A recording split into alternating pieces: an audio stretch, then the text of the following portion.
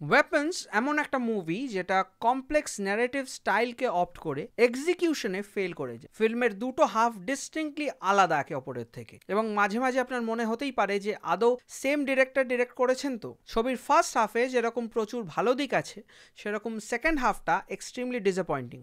Cinema শুরু হয় একটা ন্যারেটিভ দিয়ে, যেখানে আমরা জানতে পারি জাস্টিন গ্রেডির 3rd গ্রেড ক্লাসের 17টা বাচ্চা একদিন রাতে এক্স্যাক্টলি 2:17 সময় একসাথে বাড়ি ছেড়ে অলৌকিক কিছু একটা ডাকে পালিয়ে উধাও হয়ে যায়, এবং পুরো ফিল্মটা 6 জনের পার্সপেক্টিভ থেকে দেখানো হয়। Justin, archer, Paul, James, Marcus and Alex, একজন টিচার, একজন মিসিং স্টুডেন্টের পেরেন্ট, একজন পুলিশ অফিসার, একজন চোর, একজন প্রিন্সিপাল এবং আরেকজন নন মিসিং স্টুডেন্ট। এবং এই ন্যারেশন স্টাইলটা ফ্যান্টাস্টিক। প্রত্যেকের পার্সপেক্টিভ থেকে ফিল্মটাকে দেখিয়ে দেন সেটাকে একদম পারফেক্টলি জুড়ে পুরো ফিল্মটা স্টিচ করা হয়েছে। এরকম নন লিনিয়ার স্টাইল কিন্তু বেশ fresh, and this approach was quite refreshing. ফিল্মের atmospheric horror and mystery first হাফে দারুণ বিল্ড করা হয়েছে। প্রচুর জাম্প স্কেয়ারস না দিয়ে একটা টেনশন বিল্ড করে রাখে, এবং ট্যাঞ্জিবল একটা ফিয়ারের এলিমেন্ট রয়েছে ফার্স্ট হাফে। আর যে কটা জাম্প স্কেয়ারস রয়েছে সেটা কিন্তু চিজি না। জাম্প স্কেয়ার গুলোয় অনেকটা জেমস ওয়ানের টাচ পাবে। প্রত্যেকটা কাস্টের পারফরমেন্স অসাধারণ, specially Julia Garner, Amy Madigan, Josh Brolin, Austin Abrams and Cary Christopher. ছবিতে একটা রেট্রো ভাইব রয়েছে যেটা আমার পার্সোনালি খুব ভালো লেগেছে। Starting from the BGM to the colour grading to the hair and makeup, everything was screaming retro.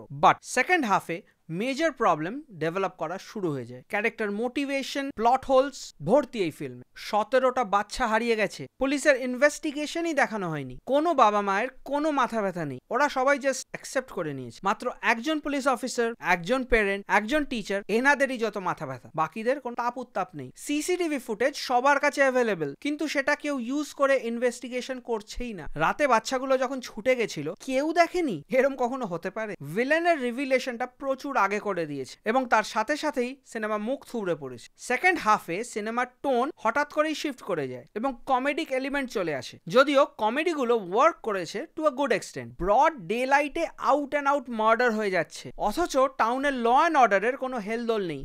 Super natural থেকে উইচক্রাফটের tone শিফটটা আমার খুবই অ্যান্টি ক্লাইম্যাক্টিক লেগেছে। যদি পুরো জিনিসটাই উইচক্রাফট বা ব্ল্যাক ম্যাজিক হতো, তাহলে সবাই ওই এন্টিটির ভিশন কেন দেখছিল? ওটা তো আর পেনিওয়াইজ নয়, এটা একটা রক্ত মাংসের মানুষ, তাহলে সবাই তাকে ভূতের মতো কেন দেখছিল? মানে এই ফিল্মটাকে বলতে হয় big set up for a disappointing reveal. Villain ওই পার্টিকুলার ফ্যামিলিকে কেন সিলেক্ট করলো এসে থাকার জন্য? ওই বাচ্চাটাকে ও কেন ছেড়ে দিল? ওকেও তো বশীকরণ করে কাজ করাতেই পারতো। ভিলেনের মোটিভ কি ছিল ওই বাচ্চাগুলোকে দিয়ে ও কি করাতো? ভিলেনের কি চির যৌবনের শখ? এটা কি মৃত্যু এড়ানোর ফাঁদ, নাকি কোনো রোগ থেকে বাঁচার ছল? কিভাবে ওই বাচ্চাগুলোকে ইউজ করছিল? পেনিওয়াইজ যেরকম বাচ্চাগুলোকে মেরেই ফেলতো, the devil made me do it যেরকম একটা প্রপার রিচুয়াল হচ্ছিল। অ্যালেক্সের বাবা মাকে কেন ওভাবে রেখে দেওয়া হয়েছিল? Why weren't they disposed of? একটু বেশি সাসপেন্স আর মিস্ট্রি দিতে গিয়ে ফিল্ম মেকাররা নিজেরাই লুজ এন্ড গুলো জুড়তে পারেননি। আর এই ফিল্মের টাইটেল ওয়েপন্স কেন? The kids were not weaponized. ছবিতে সেরকম কোনো ওয়েপন্সও ইউজ করা হয়নি। দেন ম্যাথিউয়ের বাবা হঠাৎ আকাশে